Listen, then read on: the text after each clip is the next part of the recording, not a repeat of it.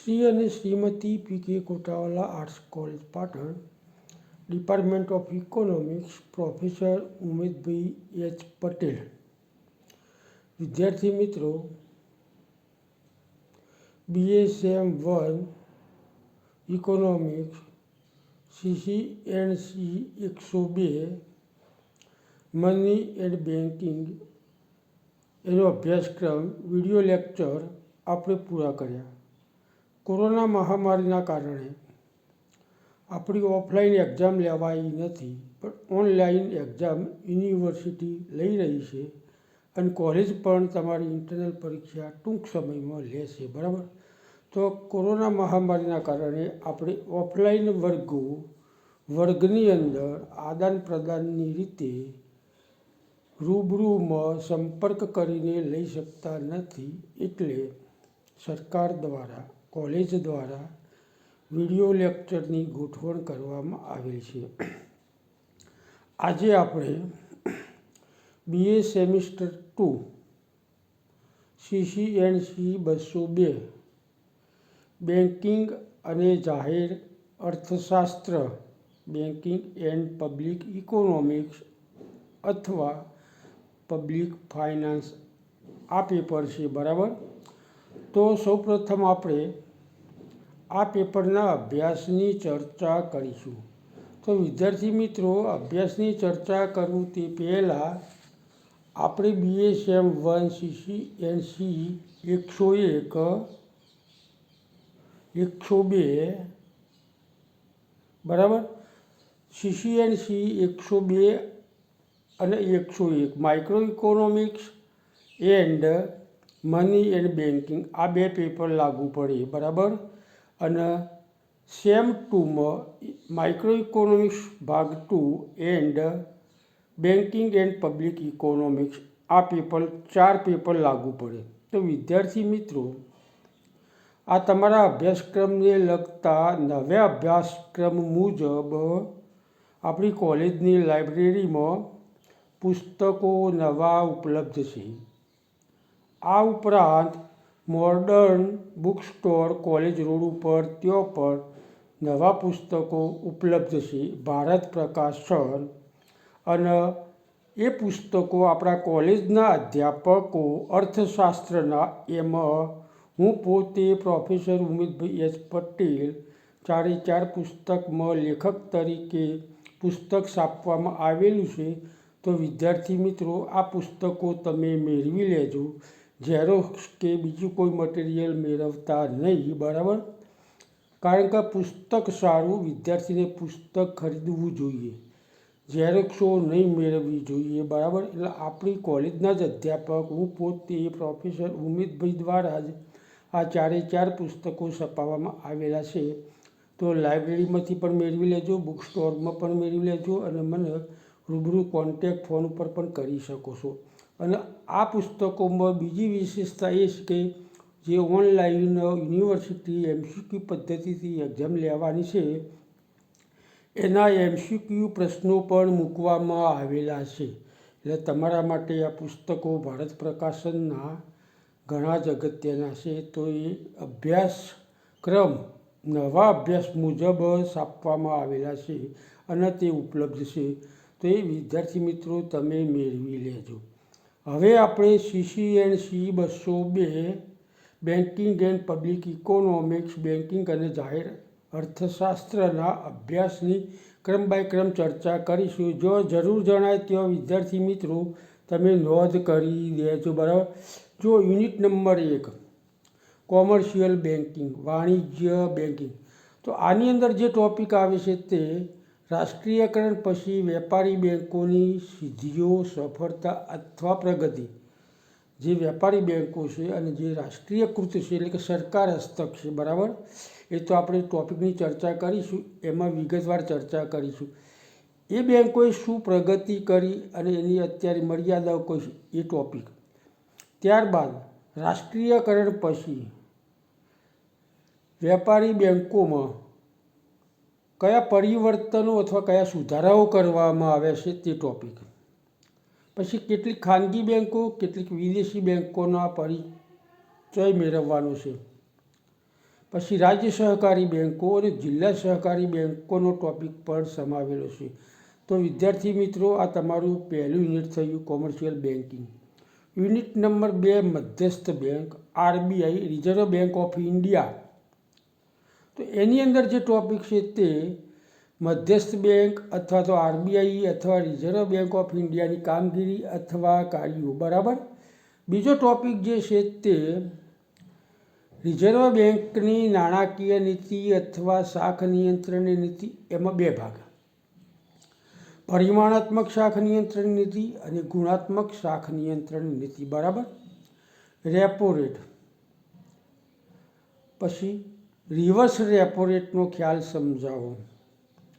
આરબીઆઈની નાણાકીય નીતિનો શું અર્થ થાય, એના કયા હેતુઓ છે અથવા ઉદ્દેશો કયા છે, એની મર્યાદાઓ કઈ છે, તે ટોપિક. હવે યુનિટ નંબર 3 જાહેર અર્થવિધાન ભાગ 1. એમાં જાહેર અર્થવિધાનનો અર્થ અને તેના સાધનો. બરાબર. જાહેર ખર્ચનો ખ્યાલ અને જાહેર ખર્ચ વધવા માટેના કારણો. ભારતના સંદર્ભમાં જાહેર ખર્ચમાં કયા વધારા માટે જવાબદાર કારણો છે તે ટોપિક. જાહેર દેવાનો શું અર્થ થાય, જાહેર દેવાના કેટલા પ્રકારો છે તે ટોપિક. જાહેર દેવાની આર્થિક અસરો. આ યુનિટ નંબર 3નો અભ્યાસ. હવે છેલ્લું યુનિટ નંબર 4 જાહેર અર્થવિધાન પબ્લિક ફાઇનાન્સ ભાગ 2. તો આ ચેપ્ટરની અંદર કરવેરાનો શું અર્થ થાય અને કરવેરાનું સ્વરૂપ અથવા તો કરવેરાનું વર્ગીકરણ અથવા કરવેરાના પ્રકારો. આ ટોપિક. પ્રત્યક્ષ કરના લાભ અને ગેરલાભ, પરોક્ષ કરના ગેરલાભ અને લાભ. અને નવો ટોપિક જે ઉમેરવામાં આવે છે અભ્યાસક્રમમાં, ચીજવસ્તુઓ અને સેવાઓ પરનો કર, જે નવો દાખલ કરવામાં આવ્યો છે. એક દેશ એક કરના સંદર્ભમાં GST, goods and service tax નો એનો ખ્યાલ, એની અર્થતંત્ર ઉપર હકારાત્મક નકારાત્મક અસરો કઈ પડી છે તે ટોપિક. તો વિદ્યાર્થી મિત્રો, આપણા અભ્યાસમાં આ 4 ટોપિકનો સિલેબસ આવરી લેવામાં આવે છે. આ સિલેબસને ધ્યાનમાં રાખીને આપણે અભ્યાસ કરવાનો છે. તો આજે આપણે પહેલા ચેપ્ટરથી શરૂઆત કરીશું. જે પહેલું ચેપ્ટર છે તે વેપારી બેન્કો, વાણિજ્ય બેન્કિંગ, કોમર્શિયલ બેન્કો. બરાબર. આની અંદર જે પહેલો ટોપિક છે તે વેપારી બેન્કોની સફળતા અથવા પ્રગતિ અથવા સિદ્ધિઓ. પણ આ પ્રશ્ન એ રીતે સમજવાનો કે માત્ર જે રાષ્ટ્રીયકૃત વેપારી બેન્કો છે તે, જેનું રાષ્ટ્રીયકરણ કરવામાં આવ્યું છે તે જ બેન્કોની સફળતા, સિદ્ધિઓ, મર્યાદાઓની ચર્ચા આપણે કરવાના છે. અહીંયા સહકારી બેન્કો પણ ના આવે, ગ્રામીણ વિકાસ બેન્કો પણ ના આવે, જમીન વિકાસ બેન્કો ના આવે, વિદેશી બેન્કો પણ ના આવે, ઔદ્યોગિક બેન્કો પણ ના આવે. માત્ર રાષ્ટ્રીયકૃત વેપારી બેન્કોની સિદ્ધિઓ, પ્રગતિ અને સફળતાની આપણે ચર્ચા કરવા જઈ રહ્યા છીએ. તેમાં એક સ્ટેટ બેંક ઓફ ઇન્ડિયા, દાખલા તરીકે SBI, bank of Baroda, Dena bank, bank of Punjab, આ બધી રાષ્ટ્રીયકૃત બેન્કો છે. આના વિશે આપણે ચર્ચા કરવા જઈ રહ્યા છીએ. બરાબર. તો વિદ્યાર્થી મિત્રો, કોઈપણ દેશમાં આર્થિક વિકાસ માટે બેન્કિંગ ક્ષેત્રનો હિસ્સો મૂળભૂત અને અનિવાર્ય છે. એમાં ભારતમાં, ભારતીય અર્થકારણમાં બેન્કિંગ ક્ષેત્ર એ કરોડરજ્જુ સમાન છે. એક નાણાકીય પેઢીઓ કહેવાય બેન્કિંગ ક્ષેત્ર. એટલે લોકોને, દેશને નાણાંની વ્યવસ્થાની લેવડ દેવડ બધી જ કરી આપે છે તે બેન્કિંગ ક્ષેત્ર. તો વિદ્યાર્થી મિત્રો, અહીંયા રાષ્ટ્રીયકૃત વેપારી બેન્કો, એટલે રાષ્ટ્રીયકૃત એટલે જે સરકાર હસ્તક છે તે બેન્કો. તો ભૂતપૂર્વ સ્વર્ગસ્થ નાણામંત્રી મોરારજીભાઈ દેસાઈએ 1 ફેબ્રુઆરી 1969ના રોજ આ જે રાષ્ટ્રીયકૃત બેન્કો આજે છે તે બેન્કો ખાનગી ક્ષેત્રમાં હતી. આ ખાનગી ક્ષેત્રમાં હતી એટલે દેશના અર્થતંત્રમાં ધિરાણની બાબતમાં, થાપણોની બાબતમાં ઘણા બધા પ્રશ્નો ઊભા થતા હતા અને અમુક લોકોનું કેન્દ્રીકરણ હતું. આ બધા પ્રશ્નો હલ કરવા માટે 1 ફેબ્રુઆરી 1969માં વેપારી બેન્કો માટે સામાજિક નિયંત્રણની યોજના દાખલ કરવામાં આવી. આ યોજનાનો અમલ થાય તે પહેલાં જ 168 દિવસ બાદ 19 જુલાઈ 1969ના રોજ ભૂતપૂર્વ સ્વર્ગસ્થ વડાપ્રધાન શ્રીમતી ઇન્દિરાબેન ગાંધી દ્વારા 14 મોટી વેપારી બેન્કોનું રાષ્ટ્રીયકરણ કરવામાં આવ્યું. જે ખાનગી ક્ષેત્રમાં હતી તે બેન્કો સરકાર હસ્તક લેવામાં આવી. તો તે સમયે આ 14 વેપારી બેન્કોમાં SBI, Dena bank, bank of Punjab આ બધી બેન્કોનો સમાવેશ થાય. આ 14 મુખ્ય શાખાઓ કહેવાય. આ બેન્કોની કુલ જમા મૂડી 1969માં 50 કરોડ હતી. બરાબર. અને આ સમયે બેન્કોની કુલ શાખાઓ ભારતમાં 8,262 હતી. પુનઃ 19 જુલાઈ 1980ના રોજ બાકી રહી ગયેલી 6 વેપારી બેન્કોનું ભૂતપૂર્વ સ્વર્ગસ્થ વડાપ્રધાન શ્રીમતી ઇન્દિરાબેન ગાંધીએ રાષ્ટ્રીયકરણ કર્યું. તેની કુલ જમા મૂડી ₹200 કરોડ હતી. આજે ભારતમાં કુલ રાષ્ટ્રીય બેન્કોની મુખ્ય શાખાઓ 28 જેટલી છે. બરાબર.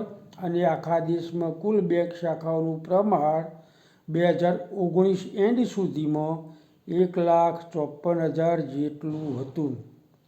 તો વિદ્યાર્થી મિત્રો, આ રાષ્ટ્રીયકૃત વેપારી બેન્કોની શરૂઆત ખ્યાલ થયો કે જે બેન્કો ખાનગી ક્ષેત્રમાં હતી એનું રાષ્ટ્રીયકરણ કરવામાં આવ્યું અને સરકાર હસ્તક લેવામાં આવી. બરાબર. અને આ બેન્કોએ શું પ્રગતિ કરી છે, શું સફળતા પ્રાપ્ત કરી છે એનો અભ્યાસ કરવા આપણે જઈ રહ્યા છીએ. બરાબર. તો આ 14 બેન્કો, 6 બેન્કો, કુલ આજે આ વેપારી બેન્કોની કુલ શાખાઓ દેશમાં 28 જેટલી છે. તેની પેટા શાખાઓ દેશમાં 1,54,000 જેટલી છે ભારત દેશમાં. તો આ બેન્કોએ રાષ્ટ્રીયકરણ પછી શું પ્રગતિ કરી છે તે જોઈએ. તે પહેલાં આ રાષ્ટ્રીયકરણ કરવામાં આવ્યું, ખાનગી ક્ષેત્રમાંથી સરકારી ક્ષેત્રમાં બેન્કો લેવામાં આવી. તો આ પાછળનો આશય શું હતો, તેના કયા હેતુઓ હતા તેની ચર્ચા પણ આપણે ટૂંકમાં કરી લઈશું. એના હેતુઓ રાષ્ટ્રીયકરણના અથવા રાષ્ટ્રીયકરણના ઉદ્દેશો કયા કયા હતા. પહેલો ઉદ્દેશ એ રાખવામાં આવ્યો હતો કે આર્થિક સત્તાનું કેન્દ્રીકરણ અટકાવવું. ખાનગી ક્ષેત્રમાં બેન્કો હતી એટલે અમુક લોકોની જ સત્તા હતી, અમુક લોકોનું કેન્દ્રીયકરણ હતું. આ કેન્દ્રીકરણ અટકાવવા માટે ઇન્દિરા સરકારે બેન્કોનું રાષ્ટ્રીયકરણ કર્યું. બીજો ઉદ્દેશ એ રાખવામાં આવ્યો હતો કે અર્થતંત્રમાં જે મહત્ત્વના ક્ષેત્રો છે એની અવગણના થતી હતી ધિરાણની બાબતમાં. તો અર્થતંત્રના જે મહત્ત્વના ક્ષેત્રો એગ્રીકલ્ચર સેક્ટર, ખેતી ક્ષેત્ર, ઇન્ડસ્ટ્રીયલ સેક્ટર, એમાં ખાસ સ્મોલ સ્કેલ ઇન્ડસ્ટ્રી અને નિકાસ ક્ષેત્ર, જે બીજા દેશોમાં વસ્તુની નિકાસ થતી હોતી, આ ક્ષેત્રોને અગ્રિમતા આપવી અને ધિરાણ આપવું એ ઉદ્દેશ રાખવામાં આવ્યો હતો. પછી ત્રીજો ઉદ્દેશ સમાજના જે પછાત વર્ગો છે, જે નબળા વર્ગો છે, નાના સીમાંત ખેડૂતો છે, કારીગર વર્ગ છે, આ બધાને ધિરાણ ઉપલબ્ધ થાય તેવો હેતુ રાખવામાં આવ્યો હતો. અને રાષ્ટ્રીયકરણ પહેલાં બેન્કિંગ ક્ષેત્રનો ઝડપી વિકાસ થયો નહોતો. એટલે રાષ્ટ્રીયકરણનો આશય એ પણ રાખવામાં આવ્યો હતો કે બેન્કિંગ ક્ષેત્રનો ઝડપી વિકાસ થાય. અને પાંચમો ઉદ્દેશ એ રાખવામાં આવ્યો હતો કે અર્થતંત્રમાં જે ઇજારાશાહી, મોનોપોલીના વલણો અટકાવવા અને બેન્કોનું નિષ્ણાતો દ્વારા, અધિકારીઓ દ્વારા સંચાલન થાય એ. તો વિદ્યાર્થી મિત્રો, આ રાષ્ટ્રીયકરણ પાછળના ઉદ્દેશો હતા. તો હવે વેપારી બેન્કોએ રાષ્ટ્રીયકરણ પછી કઈ સિદ્ધિઓ પ્રાપ્ત કરી તેની ચર્ચા આપણે ક્રમ બાય ક્રમ કરીશું. બરાબર. સૌપ્રથમ મહત્ત્વની સિદ્ધિ અથવા સફળતા. જુઓ, આપણે જે પત્રક વિડીયો લેક્ચરમાં મૂકેલું છે એમાં નંબર 1 શાખા વિસ્તરણ. શાખા વિસ્તરણ એટલે જે મેઇન બેંકની શાખાઓ હોય, પછી એની પેટા શાખા હોય. દાખલા તરીકે SBI, state bank of India. તો ભારતની આ એક સ્ટેટ બેંક. તો વિદ્યાર્થી મિત્રો, સ્ટેટ બેંક ઓફ ઇન્ડિયા એક આ ભારતની રાષ્ટ્રીયકૃત બેંક કહેવાય. પણ એની પેટા શાખાઓ દેશમાં ઘણી બધી હોય. દાખલા તરીકે પાટણમાં સ્ટેટ બેંક ઓફ ઇન્ડિયાની 4 થી 5 શાખાઓ છે, બરાબર. એ જ રીતે બેંક ઓફ બરોડા હોય, દેના બેંક હોય, પંજાબ બેંક હોય. આ ટોટલ કુલ બેંક શાખાઓ 28ની આસપાસ છે આજે. પણ એની પેટા શાખાઓ દેશમાં કેટલી છે? એટલે શાખાઓનું વિસ્તરણ એ પહેલી સફળતા છે. એમાં ક્રાંતિકારી પરિવર્તનો આવ્યા છે. રાષ્ટ્રીયકૃત વેપારી બેંકોની શાખાઓ વધુને વધુ ખોલવામાં આવી છે. તો 19 જુલાઈ 1969ના રોજ જ્યારે બેંકોનું રાષ્ટ્રીયકરણ થયું ત્યારે ભારતમાં 8,262 બેંકની શાખાઓ ઉપલબ્ધ હતી. તે વધીને 1975માં 18 જેટલી શાખાઓ થઈ. 1983માં 42,016 થઈ. 1990માં વધીને 58,914 થઈ. 1993માં વધીને 60,528 થઈ. જ્યારે હાલમાં અથવા તો વર્તમાનમાં અને છેલ્લે 2018-19ની ગણતરી મુજબ ભારતમાં કુલ રાષ્ટ્રીયકૃત બેંકોની કુલ શાખાઓ 1,54,000 જેટલી છે. એટલે કે વિદ્યાર્થી મિત્રો, તમે અભ્યાસ કરો કે 1969માં રાષ્ટ્રીયકરણ સમયે માત્ર દેશમાં 8,262 શાખાઓ હતી. આજે ભારતમાં 1,54,000 2018-19માં બેંકની શાખાઓ ઉપલબ્ધ છે. જે આજે 2020-21નો એક અંદાજ મૂકવામાં આવે તો 1,60,000 બેંકની શાખાઓ ઉપલબ્ધ છે તેમ કહી શકાય. તો વિદ્યાર્થી મિત્રો, કુલ શાખાઓમાં તો વધારો થયો છે, પણ વસ્તી દીઠ બેંક શાખાઓનું પ્રમાણ કેવું રહ્યું છે 1969માં? તો 1969માં જ્યારે રાષ્ટ્રીયકરણ કરવામાં આવ્યું ત્યારે 8,262 શાખાઓ હતી, બરાબર. અને તે સમયે ભારત દેશની વસ્તી લગભગ 45 કરોડની આસપાસ હતી. તો 65,000ની વસ્તીએ બેંકની એક શાખા ઉપલબ્ધ હતી. 1969માં ભારતમાં 65,000ની વસ્તીએ બેંકની એક શાખા હતી. પણ સમય જતાં, વર્ષો જતાં જેમ બેંકોની શાખાનું પ્રમાણ વધતું ગયું, વસ્તી પણ વધતી ગઈ. વસ્તી વધી એના કરતાં બેંક શાખાઓનું પ્રમાણ વધુ વધ્યું કહી શકાય. તો 1988માં 16,000ની વસ્તીએ બેંકની એક શાખા ઉપલબ્ધ હતી, જે 65,000 એક બેંક શાખા હતી.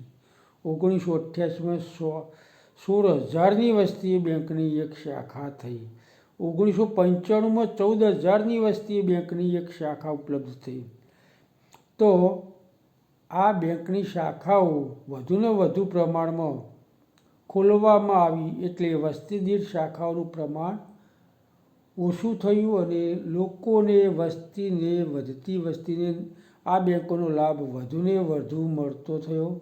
વધુને વધુ સગવડો પ્રાપ્ત થઈ. શહેરી વિસ્તારની સાથે ગ્રામીણ વિસ્તારોમાં પણ બેંકોની શાખાઓમાં ઝડપી વધારો થયો છે.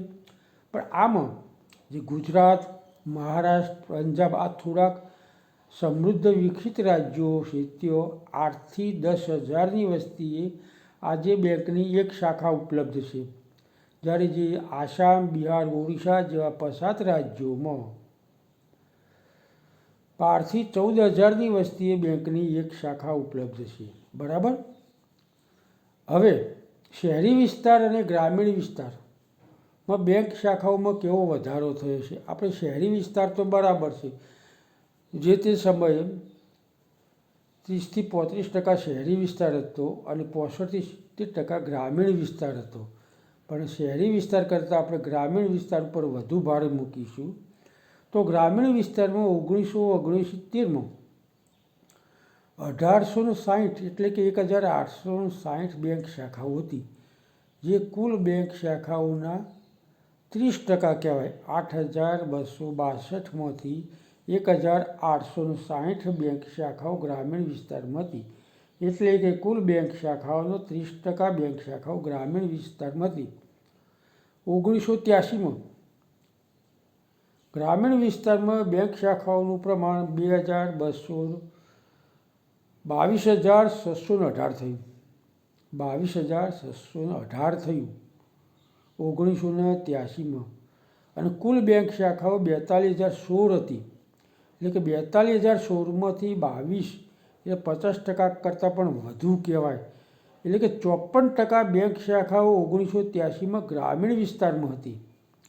માર્ચ 1993માં 35,104 થઈ, જે કુલ બેંક શાખાઓનો 58% બેંક શાખાઓ ગ્રામીણ વિસ્તારમાં હતી.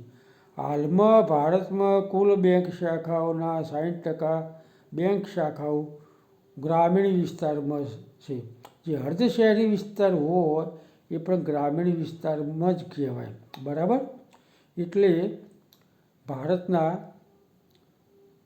ગ્રામીણ વિસ્તારોમાં કુલ બેંક શાખાઓના 60% બેંક શાખાઓ આજે ગ્રામીણ વિસ્તારમાં ઉપલબ્ધ છે. અને આજે ભારતમાં જે બેન્કિંગ વ્યવસાય છે એમાં 60થી 65% બેન્કિંગ વ્યવસાયમાં હિસ્સો આ માત્ર રાષ્ટ્રીયકૃત વેપારી બેન્કોનો છે. એટલે વેપારી બેન્કો એ નોંધપાત્ર કહેવાય ભારત દેશ માટે, ભારત દેશના આર્થિક વિકાસ માટે. એટલા માટે કહેવાય છે કે બેન્કિંગ ક્ષેત્ર એ ભારતીય અર્થતંત્ર માટે કરોડરજ્જુ સમાન કહેવાય. કોઈ પણ દેશના આર્થિક વિકાસનો આધાર બેન્કિંગ ક્ષેત્ર ઉપર છે. વિશ્વનો અમેરિકા હોય, બ્રિટન હોય, જાપાન હોય, કોઈ પણ દેશ. તો વિદ્યાર્થી મિત્રો, વેપારી બેન્કોએ જે પ્રગતિ કરી, જે સફળતા પ્રાપ્ત કરી, જે સિદ્ધિ પ્રાપ્ત કરી, એમાં શાખા વિસ્તરણ નંબર 1. બરાબર. હવે બીજા ટોપિકની આપણે ચર્ચા કરીશું. નંબર 2.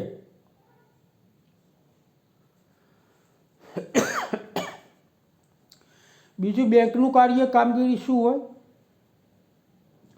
ધિરાણ આપવું અને થાપણો સ્વીકારવી, આ મેઇન કાર્ય. નાણાંની લેવડ દેવડ, આપવું અને લેવું, નાણાં આપવા, નાણાં લેવા. જો માત્ર નાણાં આપતી હોય બેંક, તો બેંક કહેવાય નહીં. ક્યાંથી લાવીને આપે?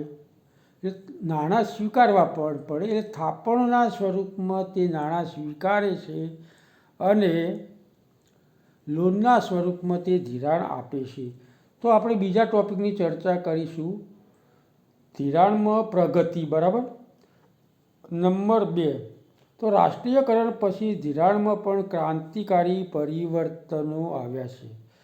અને રાષ્ટ્રીયકરણનો મુખ્ય ઉદ્દેશ પણ હતો કે દેશના જે મહત્ત્વના ક્ષેત્રો છે, ખેતી ક્ષેત્ર, ગૃહ અને નાના ઉદ્યોગો, નિકાસ ક્ષેત્રોને ધિરાણ પ્રાપ્ત થાય.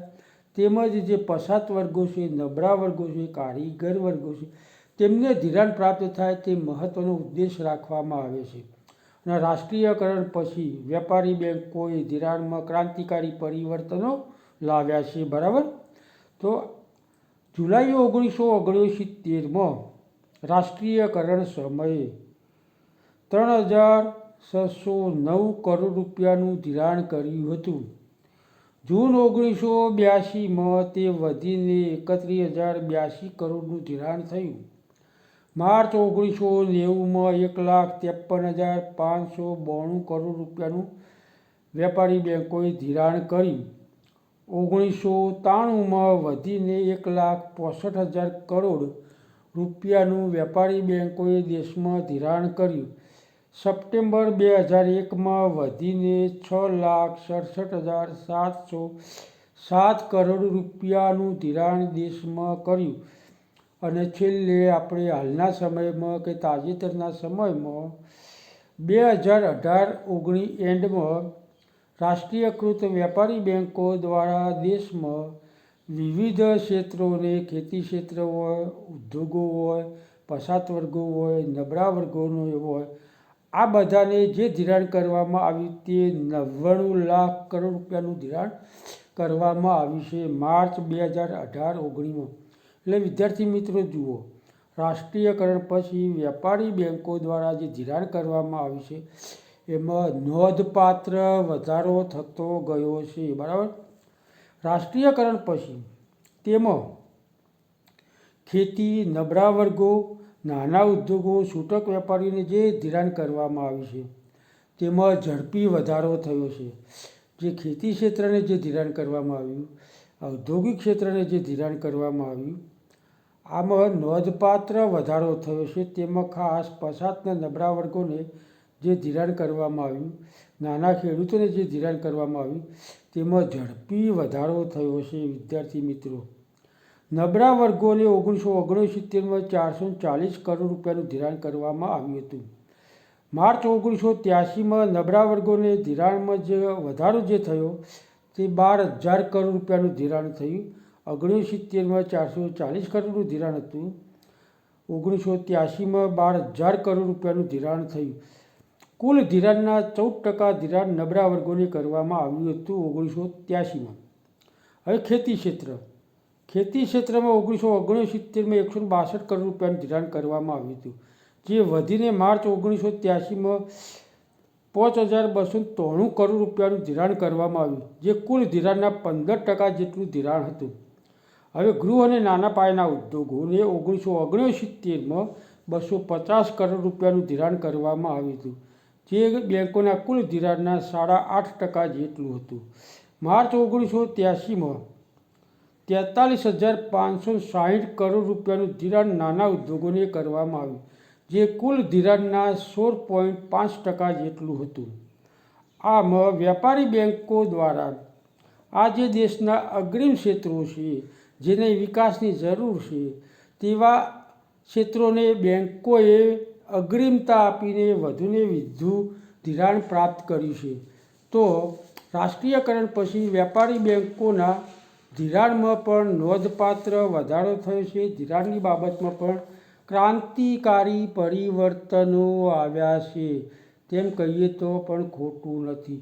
તો વિદ્યાર્થી મિત્રો, આપણે શાખા વિસ્તરણ નંબર 2 ધિરાણમાં આવેલા ક્રાંતિકારી પરિવર્તનો, અને હવે આપણે ત્રીજા ટોપિકની પણ ચર્ચા કરીશું, જે વેપારી બેન્કોએ રાષ્ટ્રીયકરણ પછી જે નોંધપાત્ર પ્રગતિ કરી છે તેમાં શાખા વિસ્તરણ, ધિરાણમાં આવેલું ક્રાંતિકારી પરિવર્તન. ત્રીજો ટોપિક આપણે ત્રીજી પ્રગતિ, થાપણોમાં જે ઝડપી વધારો થયો છે તેની પણ ચર્ચા કરીશું. બરાબર.